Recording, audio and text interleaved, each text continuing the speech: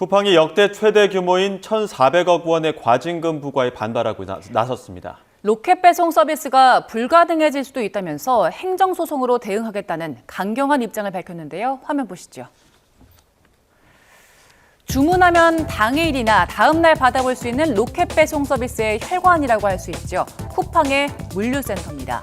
쿠팡은 2027년까지 로켓 배송을 전국 230여 개 지역으로 확대하기 위해서 물류센터를 더 늘려나가겠다는 입장을 밝혔었는데요.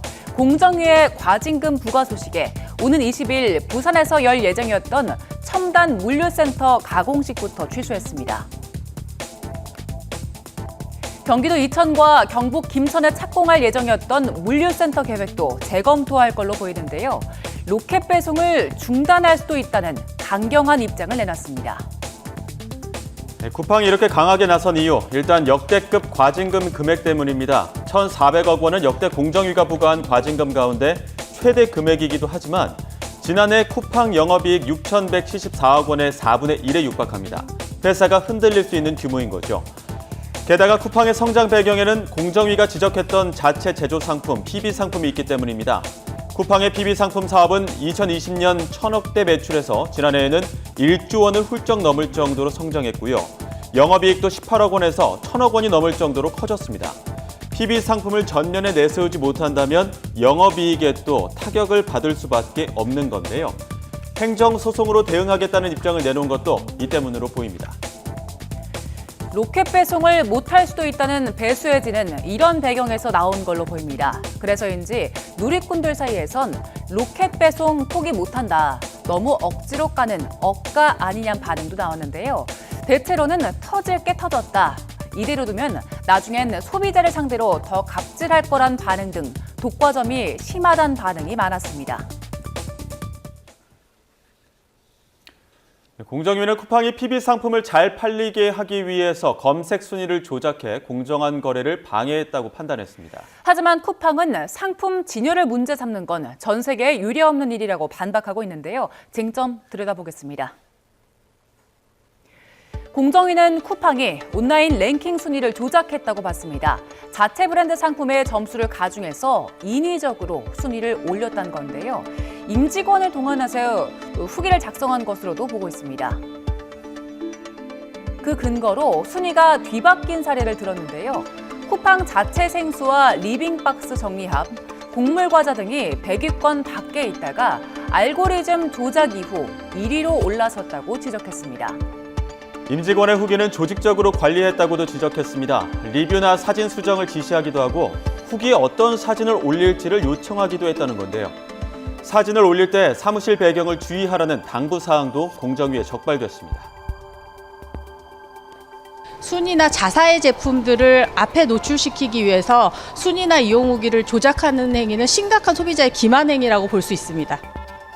하지만 쿠팡의 입장은 다릅니다. 순위 배치는 상품 진열의 문제란 겁니다. 상품 진열을 문제 삼는 건 전 세계적으로도 없다는 건데요. 게다가 로켓 배송은 직접 수십조 원을 들여 상품을 구매하고 무료 반품까지 보장하는 건데 자유롭게 상품 추천을 할 수 없다면 서비스가 불가능하다는 입장입니다. 앞서 보신 것처럼 과징금 폭탄을 맞은 쿠팡은 공정위의 판단에 반발하며 법적 대응에 나서겠다고 예고했습니다. 치열한 법적 공방이 예상되는 가운데 핵심 쟁점은 뭔지 짚어보겠습니다. 김성훈 변호사 연결되어 있습니다. 나와 계시죠? 안녕하세요. 김성훈 변호사입니다. 쿠팡에게 부과된 1,400억, 유통업체가 받은 과징금 중에 역대 최대 규모인데 어떤 기준으로 이 금액이 정해진 겁니까? 네, 공정거래법 위반으로 인한 부당한 고객 유인 행위가 있는 경우에는 이제 그거와 관련된 상품의 매출액을 산정을 하고요. 그 관련 매출액 중에서 일정 퍼센테이지를 봐서 그거를 과징금으로 봅니다. 그러니까 이거와 관련된 위반 행위 기간 동안에 상품 매출액이 기본적인 방법이 그 산정의 기준이기 때문에 그걸 바탕으로 해서 과징금이 산정되는데 기본적으로 매출 자체가 굉장히 크고 또 관련 상품들도 굉장히 많기 때문에 굉장히 큰 금액의 과징금이 산정된 부분이 있습니다. 네. 지금 이제 쟁점들이 여럿 있어서요. 하나씩 짚어보겠습니다. 공정위에서는 쿠팡의 알고리즘을 조작을 했다. 그렇게 해서 자사 제품을 노출한 게 위법이라고 봤는데, 그런데 이 업체 제품의 진열 방법 중 하나다. 마케팅 수단이다. 이런 반론도 있습니다. 여기에 대해서는 저희가 법적으로는 어떻게 해석해 볼 수 있을까요? 네, 이 부분을 아주 정확하게 표현을 하자면요. 기본적으로 자사 제품을 상단에 노출하거나 자사 제품을 우선적으로 추천하는 것 자체가 법적으로 금지되는 건 전혀 아닙니다. 예. 거기에는 아무런 문제가 없습니다. 지금 우리 법에서도 부당하게 경쟁 사업자를 배제하고 고객을 유인한 행위를 처벌하고 있는데 여기서 중요한 게 부당한 것이고요.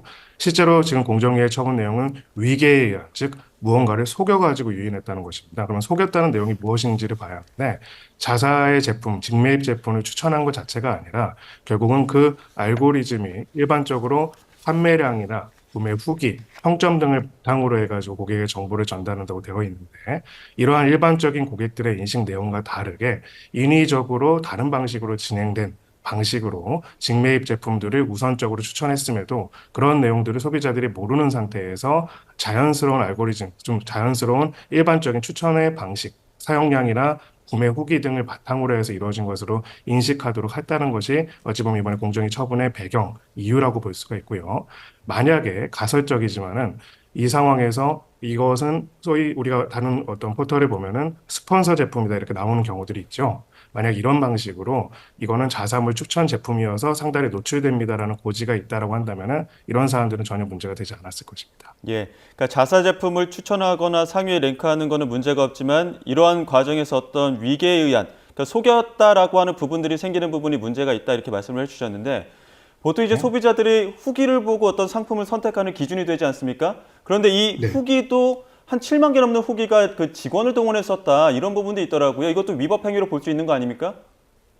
네, 그렇습니다. 기본적으로 이제 후기 자체를 직원들을 조직적으로 썼다는 부분들도 있는데, 공정위의 보도자료의 내용들을 보면은 결국은 후기와 평점에 관련된 부분들도 일종의 무작위로 모든 제품에 대해서 했다기보다는 전체적인 검색 순위와 상품의 판매량들을 보면서 전체적으로 이 상품을 여기로 이만큼 올려야겠다. 즉, 시장의 플랫폼 판매자로서의 어떤 상황을 다 확인할 수 있는 지위에 있기 때문에 그런 상황에서 조직적으로 직원들이 투입해가지고 후기와 리뷰라는 수단을 바탕으로 해가지고 시장에 어떻게 보면 판매에 아주 중요한 영향을 미칠 수 있는 후기와 판매 평점들을 만들었다라는 것이고요. 결론적으로 이 사안을 두 문장 정도로 정리하면 그렇습니다. 이제 온라인 플랫폼 시대에 있어가지고는 판매에 굉장히 중요한 영향을 미치는 것이 바로 이런 후기, 평점, 그리고 검색 노출량, 그리고 랭킹이라고 할 수가 있는데 바로 이런 부분에 있어가지고 이것을 관리하는 온라인 플랫폼 판매자로서의 지위를 가지고 있는 회사가 결국 그 관리와 그 모든 상황을 실시간으로 가지고 있는 지위와 권리를 이용해가지고 이 부분들을 자기가 직접 판매할 수 있는 또 판매자로서의 이중적 지위를 가지고 있는데 그 판매를 최적화하고 수월하게 하기 위한 방법으로 활용을 했다는 것이고요. 그 활용을 했다는 것 자체는 크게 문제가 되지 않을 수도 있습니다. 근데 그 활용한 부분들에 대해 가지고 소비자들한테 정확한 정보들을 미리 알고 선택할 수 있도록 하는 것들이 이루어지지 않았다는 점을 위계에 의한 판촉 행위로서 부당한 고객 유인행위다. 이렇게 공정위는 판단하고 있는 것입니다. 예, 그런데 예. 쿠팡 입장을 보면요. 임직원 체험단의 경우 공정위 심사 지침에도 명백히 허용이 돼 있다. 이런 입장이기도 하고 또 이게 전체 PB 상품 리뷰 중에서 체험단 비중이 0.3%밖에 안 되기 때문에 노출 순서에 영향을 준다는 증명이 안 된다. 이런 주장이거든요. 어떻습니까?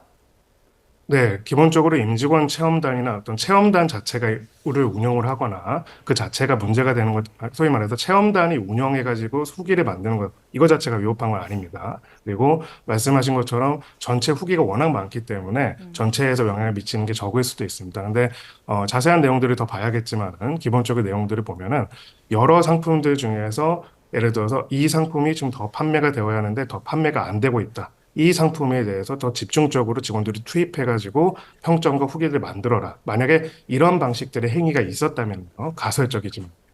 그렇게 한다면은 이거는 단순하게 양과 질을 떠나가지고 구체적으로 어떤 판매에 있어서의 룰이라고 볼 수가 있는 후기와 판매량, 검색 순위에 있어가지고 시장의 공정한 어떻게 보면은 룰을 관리하는 관리자의 역할에서 잠깐 벗어나가지고 판매자로서 그런 그 룰을 만들어내는 데이터들을 임의로 형성할 수 있는 그런 과정들을 만들어냈다고 볼 수도 있기 때문에 이 지점을 아마 공정위는 위계다 이렇게 보고 있는 것으로 보입니다. 예. 쿠팡은 현재 지금 이러한 조치가 형평성 잃은 조치다 이렇게 하면서 반발하고 있고 또 전 세계 유례없는 일이다 이렇게 주장하고 있는데 해외 사례의 경우는 어떻습니까? 네, 이번에는 굉장히 이례적으로 굉장히 긴 보도자료를 공정위에 배포하면서 아마존이나 다른 해외의 경우에도 이제 해외 공정거래 당국으로부터 단독점 소송을 제기하거나 징계 의결들을 받았다라는 발표를 했고요. 여기에 대해서 쿠팡 측에서는 이러한 사례들은 검색 순위라든지 이런 것들에 관한 것이 아니라 전혀 다른 뭐 차별적 할인이라든지 이런 부분에 관한 것이기 때문에 사례가 다르다고 반박을 하고 있는 상황입니다. 그렇기 때문에 기본적으로는 이 내용에 대해 가지고 구체적으로 쿠팡과 같은 사례에 있어 가지고 처벌이 이루어진 사례가 있는지에 대해서는 더 확인이 필요합니다. 왜냐하면요, 기본적으로 어떠한 구체적인 알고리즘에 대해서 구체적인 어떠한 경쟁법 위반 사례가 있는지는 예를 들어서 아마존 사례나 다른 회사 사례나 다 다르기 때문에 알고리즘 자체가 다르지 않습니까? 그렇기 예. 때문에 실질적으로 이야기를 할 수가 없기 때문에 그 부분대로 확인이 필요합니다. 예, 지금 쿠팡에서는 앞으로 행정소송 통해서 부당함을 밝히겠다 이런 입장이거든요. 앞으로는 어떤 절차가 남아 있습니까? 네, 기본적으로 이제 최종적으로는 이제 과징금이 더 늘어날 수도 있습니다. 지금 이제 위반 행위의 기간에 따라 가지고 매출액 전체를 보고 최종적인 과징금을 확정하겠다. 아마 보도자료에도 잠정이라고 나와 있기 때문이죠. 그 내용이 확정이 돼서 처분이 이루어지게 되면은 그 처분을 받고 나서 거기에 대해서 소위 말해서 행정소송을 제기하게 됩니다. 그러면 그 행정소송에서 다투게 될 것으로 보이고요. 기본적으로 두 가지 방식으로 이루어질 것입니다. 이것이 공정거래법 위반이 아니다라는 부분에 대해서 이 처분을 취소해달라는 소송을 할 것이고요. 두 번째는 이 과징금 산정이 과다하다라는 부분들을 다투게 될 것입니다. 그리고 아마 세 번째 또 중요한 쟁점이 하나가 있을 걸로 보이는데 만약에 이것이 위법하고 하다고 하더라도 이렇게 천문학적인 과징금이 아니라 이런 부분들은 시정조치라든지 여러 가지 다른 훨씬 더 덜 침해적인 방식으로 할 수도 있지 않았느냐 예. 이런 이야기 변론 과정에서 이야기할 수도 있을 것으로 보입니다. 아까 말씀드린 것처럼 기본적으로 직매입 상품이나 자사가 판매하는 상품들을 상단에 노출시키는 것 자체가 위법한 것은 아닙니다. 그거 자체가 위법한 건 아니고요. 공정위도 그거는 명확하게 밝히고 있습니다. 다만 이러하게 노출이 왜 되고 이것이 왜 이런지에 대해서 소비자들이 인식하고 알고 있는 것과 다른 그것이 알고 있는 것과 같은 방식으로 이루어지게 된다면 그 자체는 문제가 안 되기 때문에 그러한 방식으로 변화가 이루어지게 된다면 사실은 위법사항이 해소될 수도 있기 때문에 이러한 방식의 과징금이 아닌 다른 방식으로 이루어질 수도 있는 것이 아니냐 이런 내용들도 변론에서 다뤄질 수도 있습니다. 예. 결국에는 지금 쿠팡에서는 물류센터 기공식까지 취소할 정도로 가장 우선되는 것이 소비자 피해가 우려될까 이런 부분일 텐데 결국에는 법정까지 가게 됐을 때 이 과징금이 더 늘어날 가능성도 있는 겁니까? 아니면 최종적으로 어떤 판단이 좀 나올 거라고 예상하십니까? 일단은 지금 공정위 처분이 아직 확정이 안 됐습니다. 근데 예. 공정위가 처분하는 단계에서는 과징금이 더 늘어날 가능성이 있고요. 왜냐하면 위반행위 기관이 지금 더 늘어난 상황이기 때문에 아마 최종적으로 더 늘어날 가능성이 있고 행정소송으로 가게 될 경우에는 과징금 산정 기준을 다투기 때문에 과징금이 줄어들 가능성도 배제할 수는 없습니다. 예, 알겠습니다. 여기까지 듣도록 하겠습니다. 지금까지 김성훈 변호사와 함께했습니다. 오늘 말씀 고맙습니다.